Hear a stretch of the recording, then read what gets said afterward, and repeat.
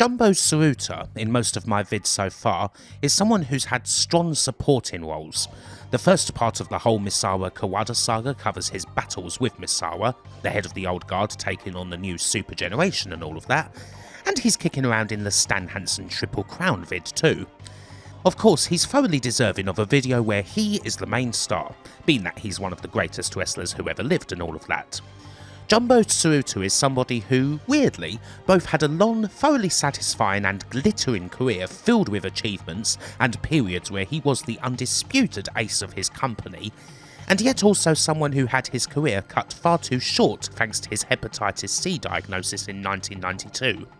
It's easy to forget that at the time that happened he was still only 40 years old, he was still right at the very top of his game and could have been there for years to come, and he'd have been a key figure through the entirety of All Japan's Kings Road era, not just for its formative period. The man achieved quite an incredible amount for someone who, sadly, did not live to see the age of 50. When we've covered Jumbo Tsuruta, we've usually seen the older and surlier version of the man, the guy who was heading up Tsuruta-gun. So here we're looking at the rather different younger version, All Japan's firstborn, their first and finest homegrown ace, built for greatness by both Giant Baba and the Funk Brothers. To see just how Jumbo rose up to the top, we're going to look at matches that span a period from 1974 to 1984, and all of them feature Jumbo up against the very best American wrestlers going, all of them legends in their own right. We begin with his first important battles against the almighty Jack Brisco.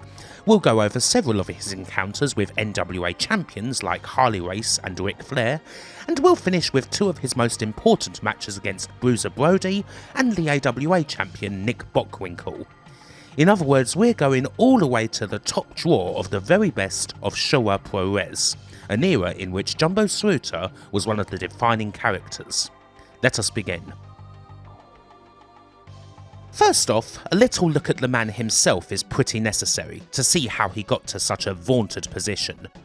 Born in 1951, Tomomi Tsuruta grew up as a farm boy in Yamanishi Prefecture, and often found himself being teased by his schoolmates due to his name sounding quite feminine, Tomomi being quite close to Tomoko. However, as he grew up, he became known for his athletic exploits. Tsuruta was a proper high school jock. Swimming, basketball, and especially wrestling, both the Greco-Roman and sumo kinds. Tsuruta could have easily ended up being a Rikishi and was offered an apprenticeship at a stable, but he declined. Instead, he excelled in amateur wrestling, going so far as to compete in the 1972 Olympic Games in Munich. He was once again courted by the sumo world after this, but ended up in the world of pro wrestling. He was courted by Giant Baba, as well as a man named Akio Nojima, a brother of one of Baba's sports journalist friends who was president of a company that produced amateur wrestling products, as well as gear for the nascent All Japan Pro Wrestling. Another cute part of this courting, now these are summaries from a 2020 biography of Tsuruta that the almighty Kinchstalk has provided and will be linked to, is that Baba apparently took a liking to Tsuruta because he thought that his face resembled that of a kitten he'd found sleeping inside his shoe. Tsuruta was immediately sent over to Amarillo in Texas, where he'd have his pro wrestling training at the Double Cross Ranch under the Funks, as well as his first matches in the Amarillo territory, where he was billed as Tommy Tsuruta and quickly became quite popular with the American crowds. He bucked several trends, particularly in that he worked as a face in the States, and his wrestling style, while certainly including the chops and so on that were usually requisites of the foreign talents, was quite different and very much influenced by his amateur wrestling base. This would become especially key upon his return to Japan and proper debut in All Japan. If I were to compare the young Tsuruta to someone more modern, I'd say that he was essentially the Brock Lesnar of his day. Only, without being a surly bastard who hates people. Tsuruta's main offensive moves involved suplexing people into oblivion. Germans, belly-to-bellies, backdrops, butterflies. These were Tsuruta's weapons, and he used them very well. This was different, particularly because a lot of these moves were signatures of other wrestlers, and it wasn't really the done thing for one wrestler to do all of them. Tsuruta's striking style was also different, taken from his American training. Big forearms and stomps were favoured as opposed to chops, alongside other strikes like his running knee butt. In short, Tsuruta was a very American style of wrestler. His methods and approach were totally different to the majority of Japanese wrestlers who'd taken the more traditional pathway from sumo to pro wrestling and applied the techniques they'd learnt there to the ring. And this new style was quite the breath of fresh air. And of course, there was the name that he'd actually be known by. By all accounts, Jumbo was always planned to be Tsuruta's nickname, although All Japan did run a fan poll which included other names such as Tiger Tsuruta, Hurricane Tsuruta, and Iron Tsuruta. Obviously, Jumbo won. On his return to Japan, Jumbo Tsuruta was basically a star from the get-go, a prodigious talent with an Olympic pedigree and the first major wrestler born out of All Japan's training. Mere days into his first tour, he was main eventing a sumo hall show with Bubba against the guys who'd trained him, the Funks, in a 60-minute draw. And not only that, he scored the second fall, pinning Terry Funk with a German suplex.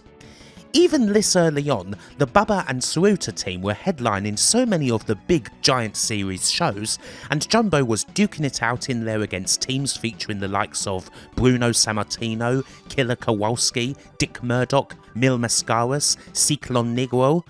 And they weren't losing or drawing these bouts either. They were always winning, and Jumbo was scoring a lot of the falls.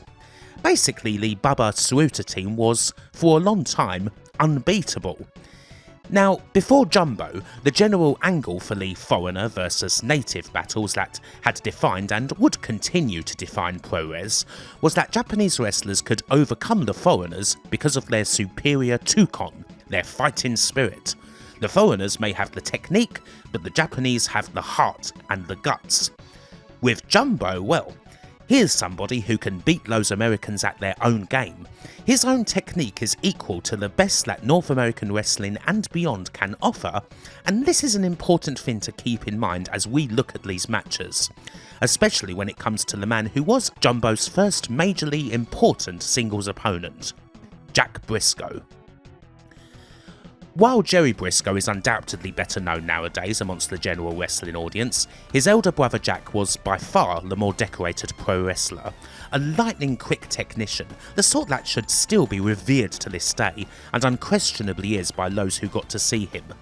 A Division I national champion in amateur wrestling, the Brisco brothers were the kings of the Florida territory from 1970 onwards, winning basically all there was to win there multiple times. And then, in the summer of 1973, the NWA board selected Jack Brisco for the big one, and he defeated Harley Race for the NWA World Heavyweight title on July the 20th. Naturally, as NWA champ, Jack was required to defend that belt all the time, and in January of 1974, he made his first trip to All Japan holding the title for the appropriately named NWA World Champion Series. This was particularly important. Brisco's tour was the first time that the NWA World title had been defended in an All Japan ring, another crucial step in All Japan being recognised as the one true successor to the original JWA, where the belt had previously been defended in the 50s and 60s by the likes of Lou Thesz, Gene Kiniski and Dory Funk Jr. Jack Brisco would defend his title 5 times on the tour, going to draws or double countouts with Bubba, Race, Dory Jr. and the Destroyer, before we get to the first of 2 meetings he had with Jumbo that we're going to look at. His last defence of the tour on January 30th at the Nippon University Public Hall in front of 10,500 people. This would be the 22-year-old Jumbo's first attempt at taking the biggest title in wrestling, and the contest is one of the very best matches from All Japan's first few years. As was the case with NWA Championship matches back in these days, this is a 2 out of 3 falls match. Jumbo starts the first fall off strong, spending the first 5 minutes really working over Jack's left arm with a view to weakening him for his suplexes. Jack tries an awful lot, but he just can't stop Jumbo from working it, and at points it's like Jumbo's trying to tear the damn thing right out of its socket. A clash between the pair early on also results in Jack busting his lip, so we get a little bit of blood, even if it was unintentional. Jack does slowly start to work himself in, getting up and testing out Jumbo's bridge, but again the challenger proves up to it, working his way back, powering out of a sleeper hold that Jack tries after pulling him by the hair, and bridging the champion. Jack, however, does get an advantage after reversing a face lock with a drop toe hold at around 10 minutes in, and from there he gets his own work in on Jumbo's leg with a toe hold, not to mention some crossfacing.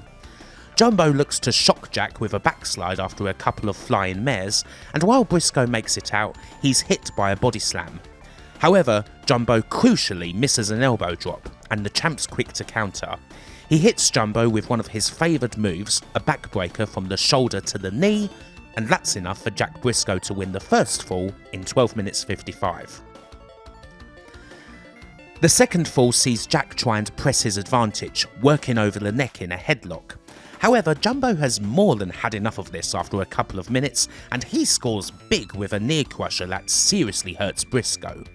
From there, Jumbo goes after that leg like a rabid dog, big stomps to the knee, a painful looking Indian deathlock, a whole lot of "ohs" as the crowd gets right into it, that's Jumbo's signature call by the way, and while Jack is able to get a brief respite after vaulting Jumbo over the top, it's still only temporary. He nearly gets pinned with a sunset flip. Jack tries to reverse the position desperately, but Jumbo still won't be denied, applying more techniques like a Boston Crab and adding to Jack's turmoil.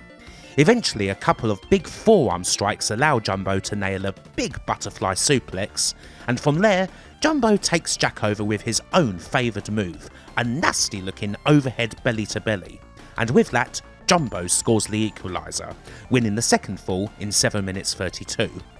This belly to belly was Jumbo's finish at the time, a move that hadn't yet been seen in Japan until Tsuruta introduced it, and was actually called the Jumbo suplex by the commentators. We're about 20 minutes into the contest as a whole, and now there's everything to play for as we get into the third and deciding fall. Jumbo pursues the wounded Brisco in the third fall, posting him, stomping him, and getting the crowd involved as the champ tries to beg off.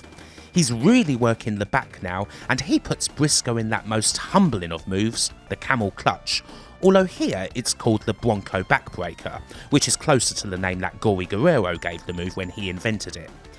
It looks bleak for Jack at first, but he is eventually able to power up and slam Jumbo's back on the post, escaping the hold. Still, it's only a brief respite. Jumbo is soon on him again, applying the Cobra twist. Once again, one of the key factors of early Tsuruta and his presentation is his mastery of so many of the advanced techniques used by other famed wrestlers. This one here is a move favoured by Antonio Inoki. Jumbo nearly scores a pin from the twist, but Brisco continues to resist and eventually bridges Jumbo, trying to get him into a pinning predicament.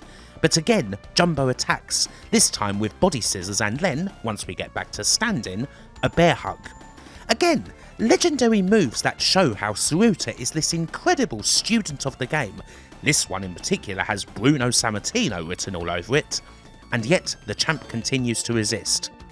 If there's one thing that Tsuruta doesn't know, it's how to be crafty. Brisco catches him hard when they're released from the corner, and follows up with more forearms and a butterfly suplex of his own.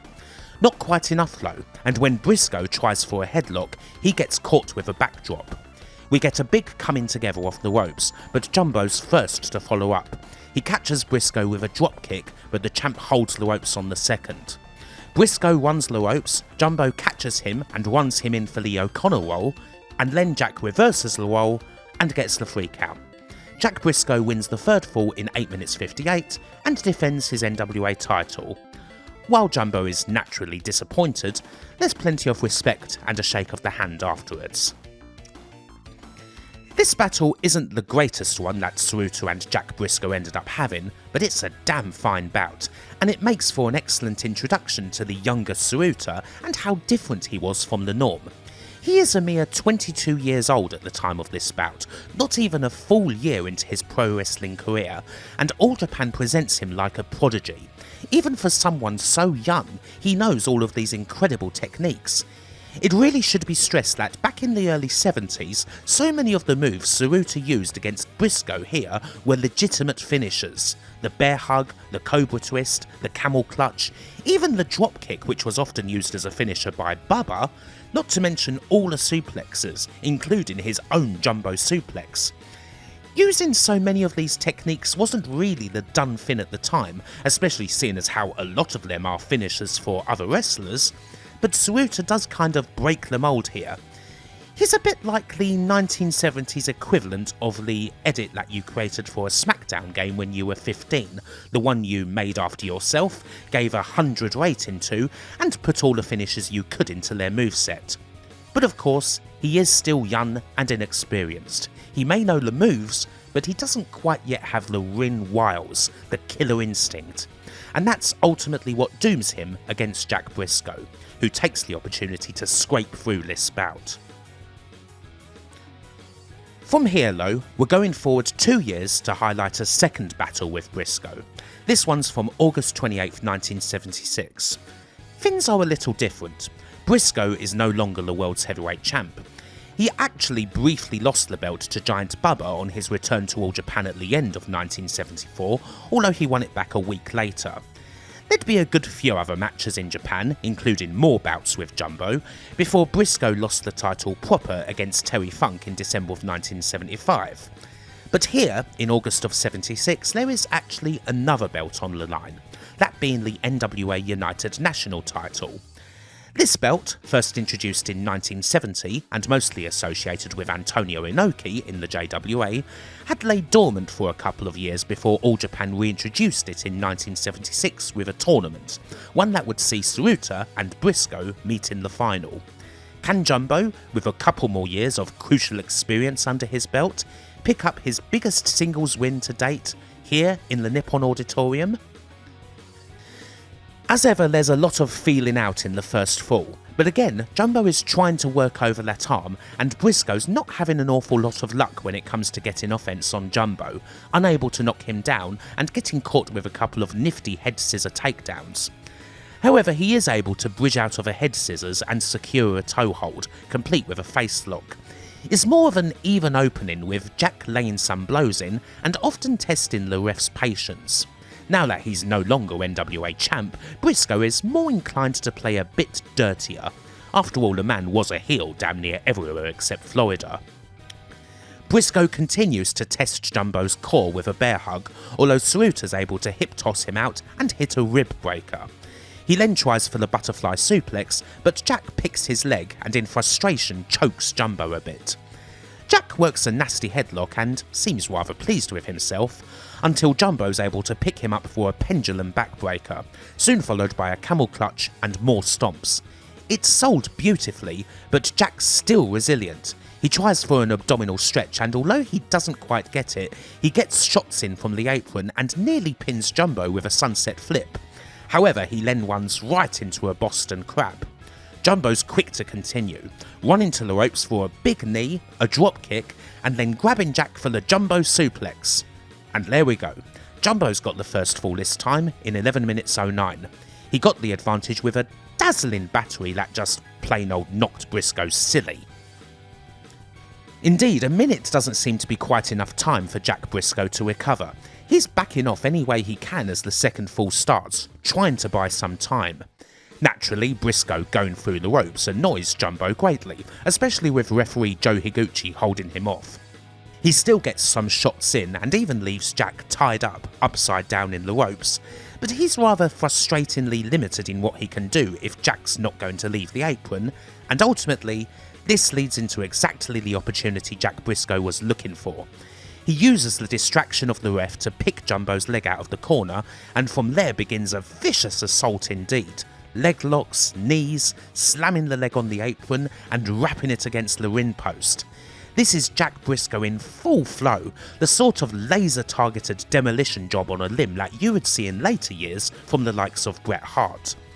Jumbo does get a couple of apron shots in, but he's too pained to go for a sunset flip, too slow to get back in the ring, and Jack immediately catches him with a knee breaker.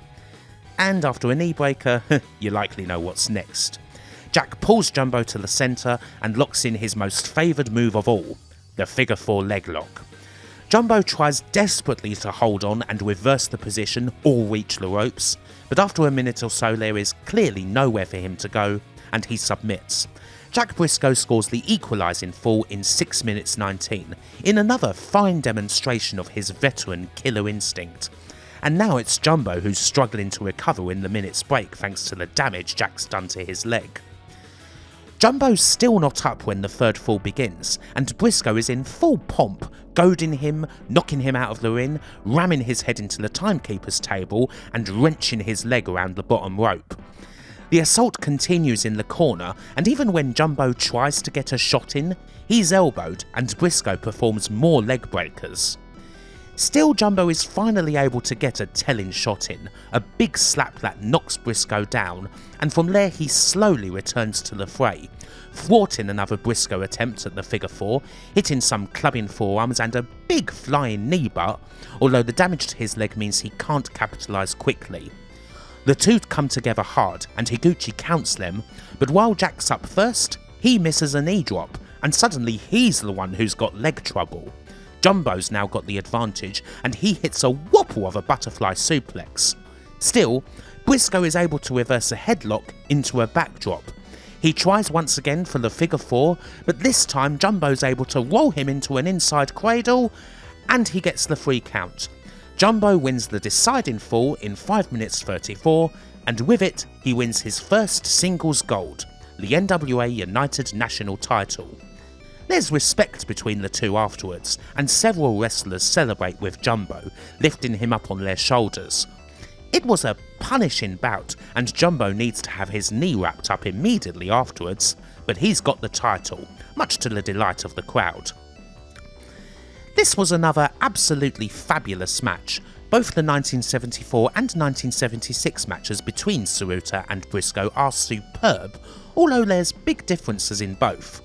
The first bout often saw Tsuruta in control and displaying all his amazing offense, only just getting caught out at the end, whereas this crucial victory was one that Tsuruta had to really guts out from the second fall onwards, as Brisco was all over him, tearing his leg asunder. But Jack couldn't break him, and in the end Jumbo Tsuruta found the opportunity to win and claim the gold. Fantastic stuff indeed. The NWA United National title would largely be a belt associated with Jumbo Tsuruta from here on out. Over the next few years he'd have 5 different reigns with the title, a dominant champion who, even if he did lose the belt on occasion, would usually win it back pretty quickly.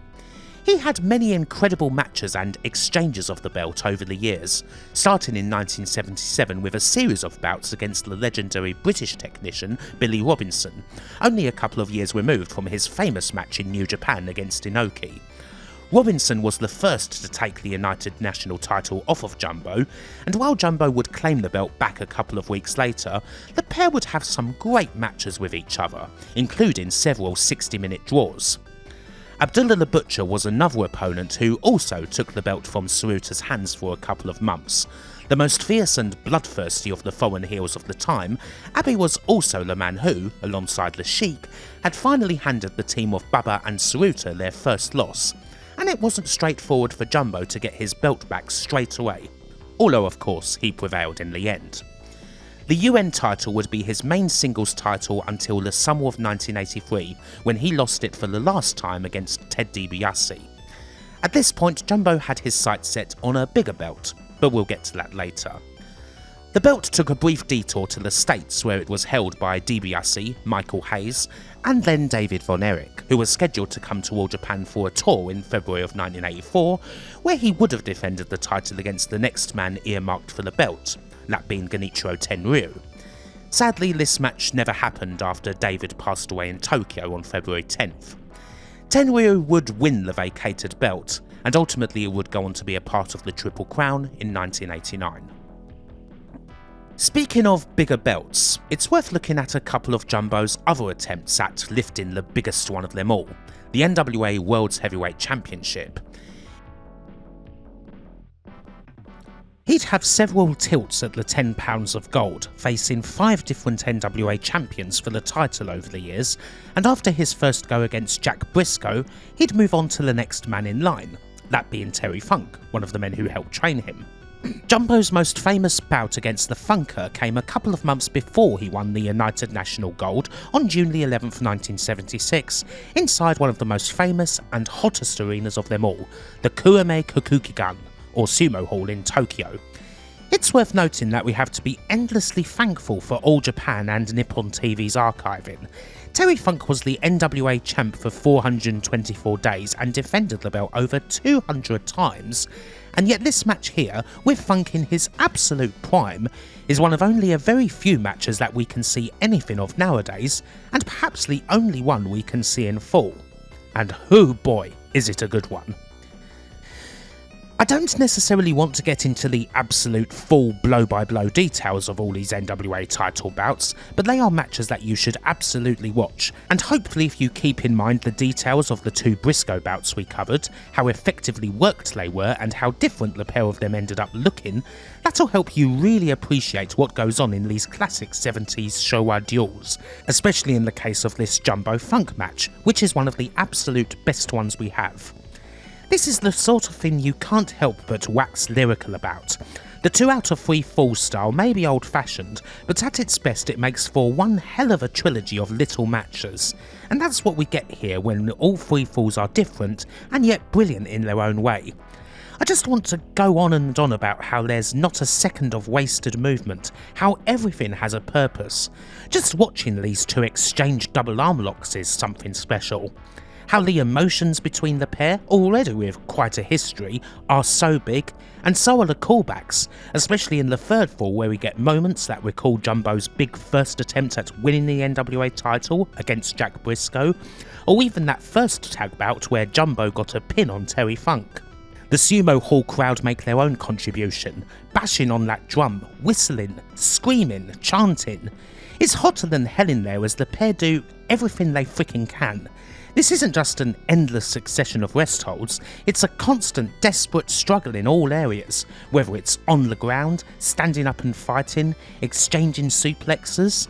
It all goes into this incredible story, and it all ends up with a satisfying finish indeed, even if, and the result obviously has to be mentioned, it wasn't the one that the crowd was looking for. Terry Funk prevailed, and he did so in a match that isn't just arguably the greatest bout of the 1970s, I'd say that it's truly timeless. Even today, we have great talents like Yota Tsuji and Gabe Kidd putting on bouts that get tons of love, and doing so with the moves and holds that are at wrestling's core. And at their best, it's reminiscent of a match like this. I honestly believe that you could put this match on today exactly as it was nearly 50 years ago and still get all the love there is for it and then some. A definitive example of the greatness of the classic Showa Pro-Res wrestling style. Now all that said, there are other big and fabulous bouts here too as we go through the list of NWA champions that Jumbo took on, with Harley Race being the next in line.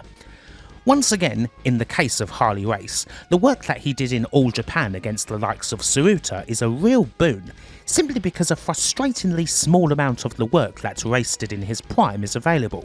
So much of it is missing and presumably wiped, or at best heavily clipped, which is especially frustrating considering that he had a total of 8 NWA heavyweight title reigns. Race spent 1,801 total days as NWA champion. That's very nearly 5 years, and yet we just don't have enough of it kicking around. But we do happily have some great All Japan action, particularly this one bout here on January 20th, 1978 where Race defended against Tsuruta, and for a change we go outside of the usual Tokyo venues. We're at the City Gymnasium in Obihoro, Hokkaido for this classic. This particular meeting is a little clipped, but we do get half of an absolutely epic Broadway, one that was crowned 1978's Match of the Year by Tokyo Sports. Now, there are many reasons why Race was the champ for so long, his ability to take on those ultra long reigns without complaint being a big one, but he was adaptable to damn near every wrestler going while still presenting himself as indubitably the champion, feeling like a truly stoic final boss type figure. And that's what you get with his matches against Tsuruta. Bouts where the champ's certainly shown his best moves, but also taking plenty in return, and even, as is the case in this excellent match, appearing on the very point of defeat right when the time bell comes along to save his bacon, Tsuruta absolutely having him trapped in a funk-inspired spinning toe hold. Jumbo and Race had quite a few matches against each other, and their NWA title bouts actually had quite an influence on the way that Jumbo wrestled and how he carried himself. Possibly forcibly so in one instance if reports are to go by, with Race chewing Tsuruta out after one bout due to the latter using too many big moves for his liking. The word is that Race did give Tsuruta what could euphemistically be called helpful if frank advice. We move from Harley Race to Ric Flair, where once again we do have a good amount of All Japan bouts available. It's funny, Flair in Japan isn't usually talked about too much. Hell, his most famous bout for a Japanese company is clearly the one he had with Inoki under the New Japan banner in North Korea. But back in the 80s, he would naturally be doing All Japan tours a lot as the NWA World Champ, and the results were often pretty damn great. There are certainly intriguing bouts from Flair's 80s tours, whether it's title defences against guys like Tenryu and Riki Choshu, or facing Mitsuharu Misawa as Tiger Mask in 1987 as part of the latter's Fierce Games 7-match series. But in the main, there's a lot of excellent fights with Tsuruta, and the June 8, 1983 bout stands as arguably the best and the closest that Jumbo ever got to claiming the NWA Gold. We've got a monstrously hot crowd at the Sumo Hall, one that's stomping all around throughout the match, and especially going wild after Jumbo takes a lengthy first fall, finally securing it with a backdrop at the halfway point of the match. There's lots of highly memorable visuals in this bout, a typically bloody as hell Ric Flair who's absolutely on point with his selling and his cunning as he's able to tear apart Jumbo's legs in the second fall and, ultimately, get out of dodge with the title. He stops Jumbo from getting that second fall, and we do eventually get a time limit draw. A lot of the matches that Jumbo and Flair had are fantastic, all are worth seeking out, especially if you are a Flair fan and you haven't seen them, but this one is perhaps the most famous of their encounters. While the NWA World's Championship would just elude Jumbo Tsuruta, we will see him compete for another slab of very important American gold in the last match of this video. But before that, we need to look at another one of his greatest moments, indeed quite possibly the greatest of them all. The match that saw him officially become All Japan's top ace. And it is something a little different. We've mostly seen Jumbo taking on dignified champions, great technicians like Brisco, Robinson, Race, Flair. Now we're going to see him take on a monster. An intelligent monster, in fact. Yup, it's time for Jumbo Tsuruta versus Bruiser Brody. Brody's first tour of All Japan came in 1979, and soon enough he'd established himself as the new top monster on the block. He'd tear through the crowd as soon as he arrived in an arena, and then he'd tear through every opponent in his path, beating them into submission and then finishing them off with his King Kong knee drop.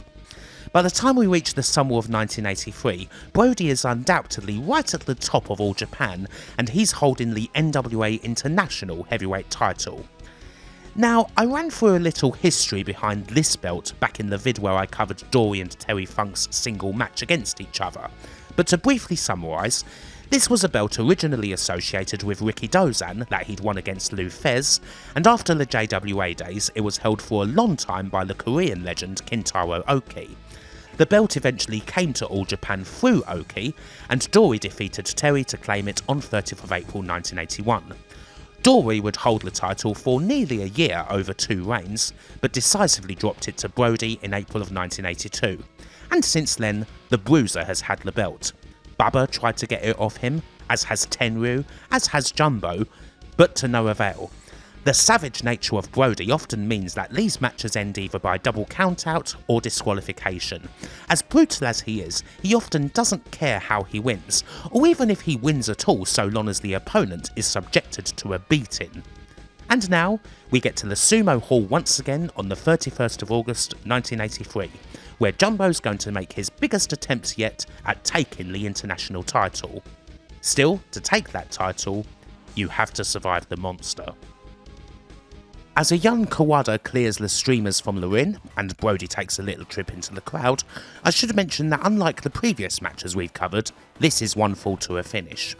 We start off a little methodical, as Tsuruta takes Brody down and tries to work his neck, but the monster gets out of it by showing his speed and then giving Jumbo a boot. The man's also got technical ability as well, working Jumbo's arm and riding out of reversals. He is called the Intelligent Monster for a reason. The pair trade headlocks and Jumbo's really trying to wrench his in, but Brody works him into the corner and unleashes some boots, followed by his signature one-armed body slam.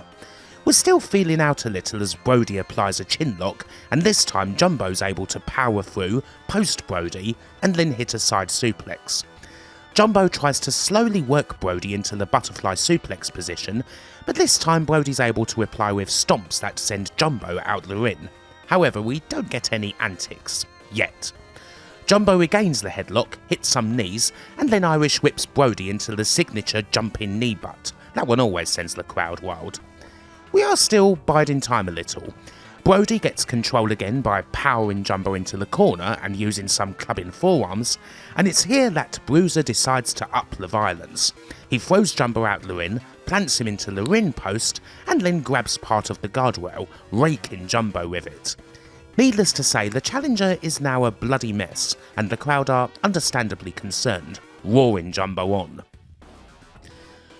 Brody tries to press the advantage with more big boots, and Tsuruta is initially able to guts them out. However, Brody's able to follow these boots up with a pile driver, followed by a slam and a big leg drop. The monster is very much in control, and Jumbo continues to bleed. Brody runs Jumbo in, but this time Jumbo counters with a body shot, and a double chop knocks Brody down. The crowd heats up again, and Jumbo starts up with the big O's. We go out of the ring, and Brody gets a taste of his own medicine. He gets one into the post, and now he's bleeding too.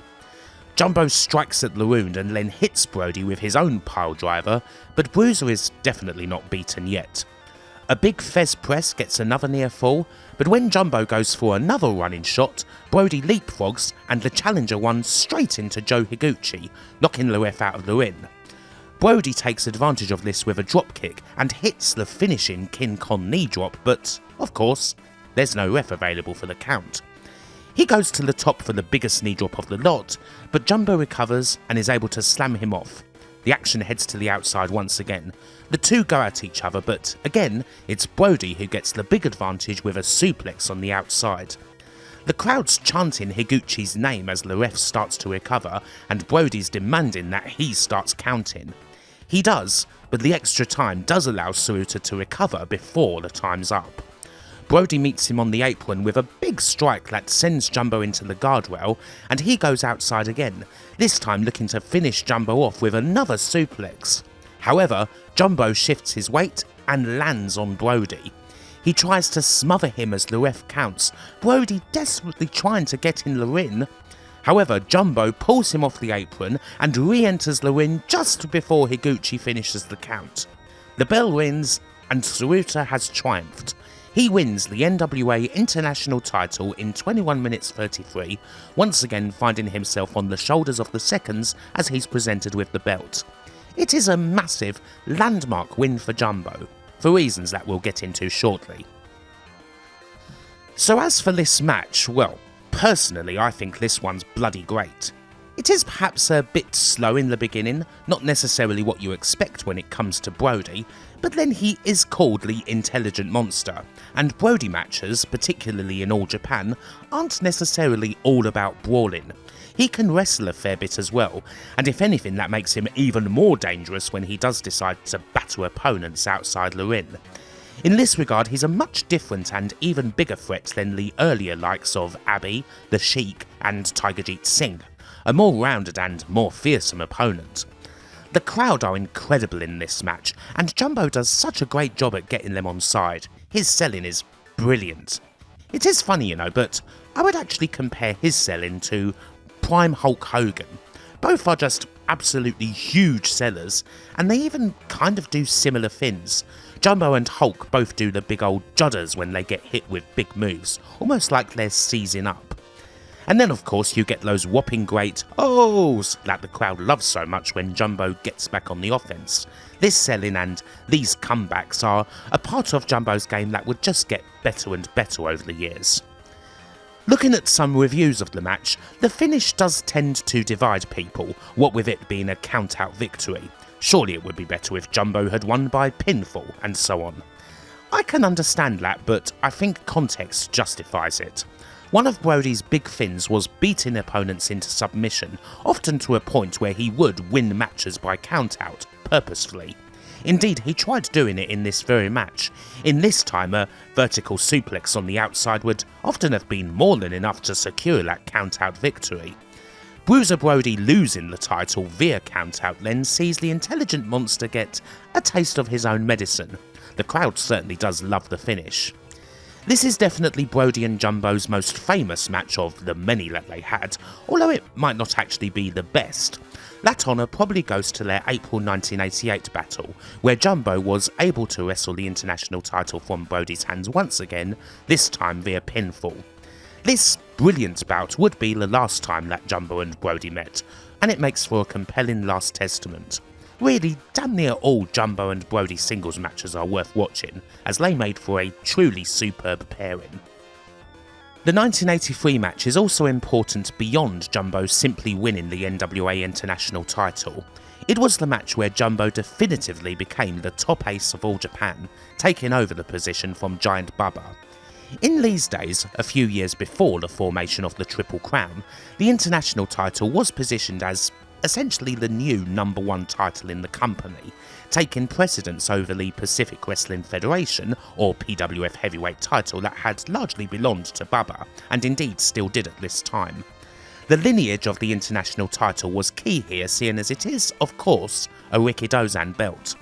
Jumbo's ascension to the top hadn't happened overnight. At this point he'd already largely taken Bubba's place as the main guy fighting the NWA World Champion whenever they came over, because he was now much more suited than Bubba was to the demands of going all the way to 60 minutes with the likes of Harley Race and Ric Flair. Jumbo's capturing of the international title essentially makes it official, with the 45-year-old Bubba proclaiming that Jumbo is now the company's ace, and this begins Bubba's gradual descent from the main event in All Japan, which becomes official a couple of years later when he loses the PWF heavyweight title for the last time against Stan Hansen. Eventually, both the NWA International and the PWF heavyweight titles will join the United National title in forming All Japan's Triple Crown, but that doesn't happen until 1989. For now, our last match in this video will see Jumbo having another crack at earning some American gold, although it is not the NWA World Championship. While Jumbo's Tsuruta had another big attempt at winning the NWA Championship against Kerry Von Erich on May 22, 1984 inside the Denen Coliseum, that's not a match I want to cover right now. It's perhaps the closest that Jumbo ever came to winning it, and not only is it such a great match in general, it's such an important match when it comes to the character and evolution of Tsuruta, that it's best served as an opener to the next chapter of his career, whenever that's covered. I'll just say for now that it's almost as highly recommended by me as the 1976 match he had with Terry Funk, and for the moment I'll leave it at that. But a couple of months before, another opportunity had spun up for Jumbo to win a big American belt, that being the AWA World Heavyweight Championship. Previously, the AWA had largely worked with IWE, the International Wrestling Enterprise, until that promotion ceased operating in 1981. Andre the Giant made his debut in Japan through them, and the AWA's title was often defended in IWE, initially by AWA's eternal and forever and ever Amen champion, Vern Gagne, and then by Nick Bockwinkel. The belt didn't exactly change hands an awful lot when you consider that these two, just these two, were the company's champs for literally the entirety of the 1970s. So obviously it's got a hell of a lot of prestige. By this stage, of course, Jumbo's transformation into the Ace is utterly complete, not just when it comes to achievements, but when it comes to presentation too. In 1982 he switched to his signature black trunks and boots, a get-up that tends to be much more befitting of an ace. His finisher had changed too. Now Jumbo favoured a rapid backdrop. And then there's the music. Jumbo's earlier theme songs were perfectly fine and all. Hell, he even released a vocal version of his second one, Rollin' Dreamer, because music was another thing Tsuruta was quite passionate about, as it goes. But now that he's the ace, something a bit bigger is needed. J is another one of those iconic Puro themes, much like Spartan X, Inoki Bombay, Sunrise and so on, and Jumbo started using it in 1983. It's a classic wrestling theme song to be sure, but most importantly it really does feel like ace music, the song for the guy at the very top. One more thing that is really needed though is to match Bubba winning the NWA title and Inoki winning the WWF title, defeat the big American champion and win that prize. And on the 22nd February 1984, Jumbo Tsuruta gets his big chance against Nick Bockwinkel at Sumo Hall in a double title match, where Boc's AWA Gold and Jumbo's NWA International title are both on the line. We've got all the pomp and circumstance.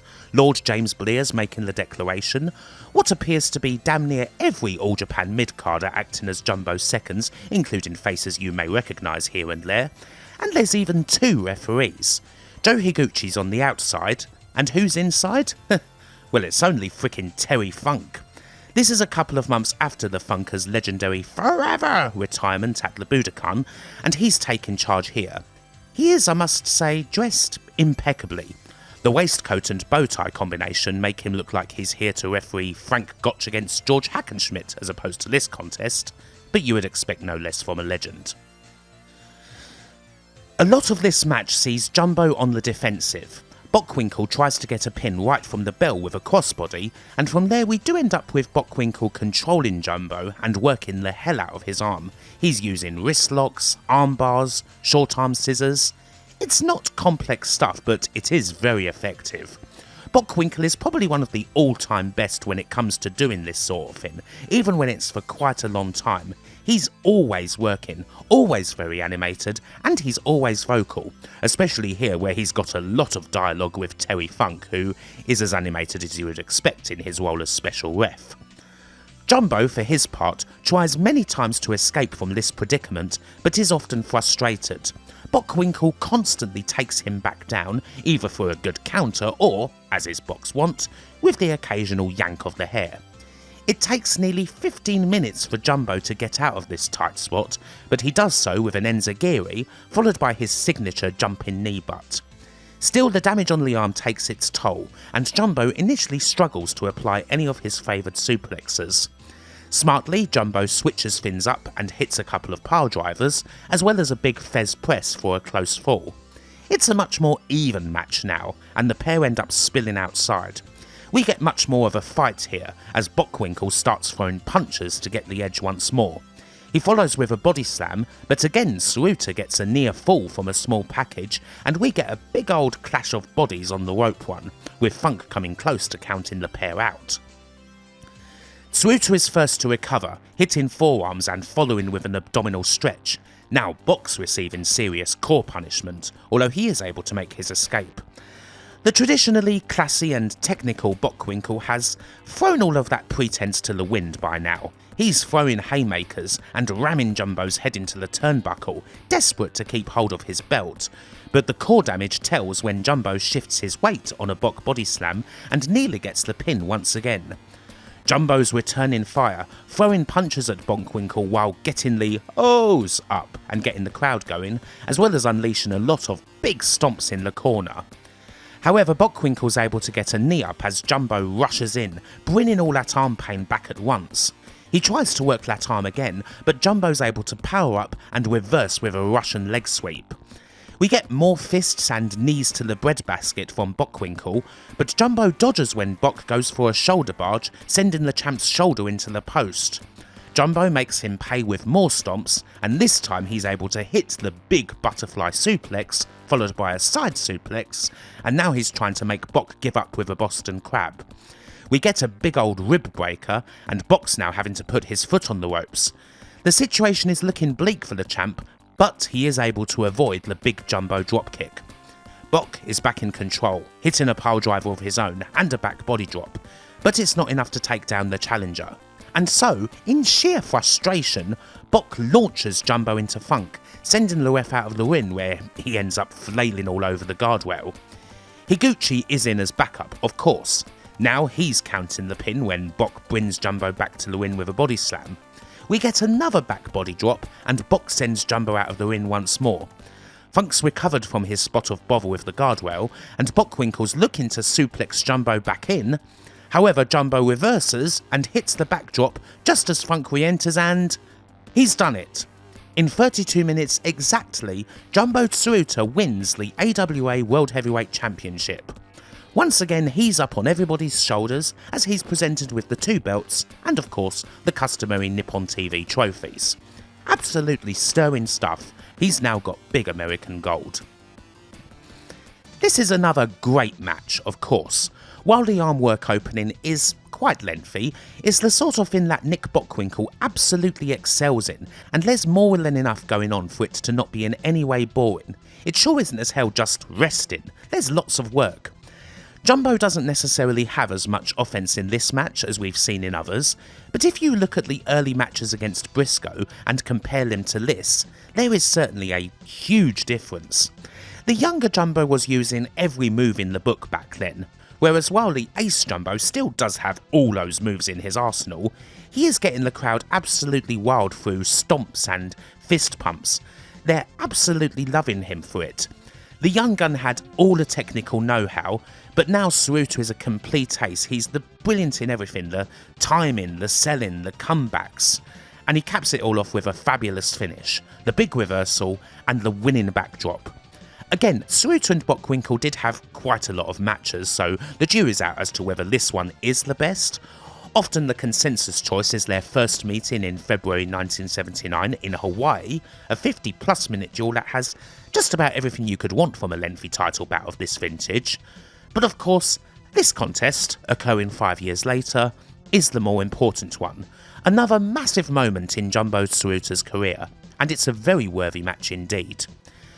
What is also important to note is that Jumbo didn't just have the typical hotshot reign. He actually retained the title against Bock a couple of days later in Osaka, with Funk reffing again via double countout. Tsuruta defended the AWA gold in both Japan and the US, holding onto the belt for 80 days before losing it to Rick Martel in St. Paul. So while some nowadays may question the prestige of the AWA title when compared to the NWA Championship, or indeed the WWF Championship, Jumbo's reign was a hell of a lot meatier than either Bubba's or Inoki's, and it certainly wasn't murky like Inoki's was either.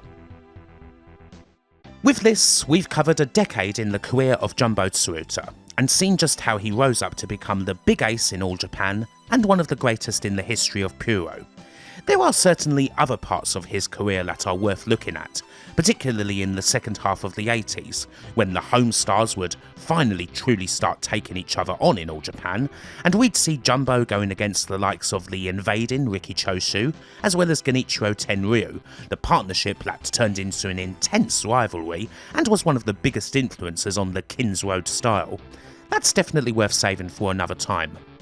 Jumbo changed and evolved a hell of a lot in those first 10 years, especially for someone who had a lot of advantages from the beginning. He came from the Olympics, Dory Funk Jr. considered him his greatest ever pupil, Giant Baba flagged him as a young ace from the very beginning, and he would deliver on all of that promise and then some. Jumbo's rise is one thing, but Jumbo's evolution is also key.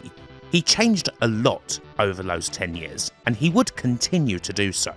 He was the ace of All Japan on merit, arguably the greatest wrestler in the entire world, and he would continue to rightly hold that position until, unfortunately, illness forced him out of it. But he sure did a hell of a lot in that time. Hopefully you've enjoyed this video, and until the next time, bye for now.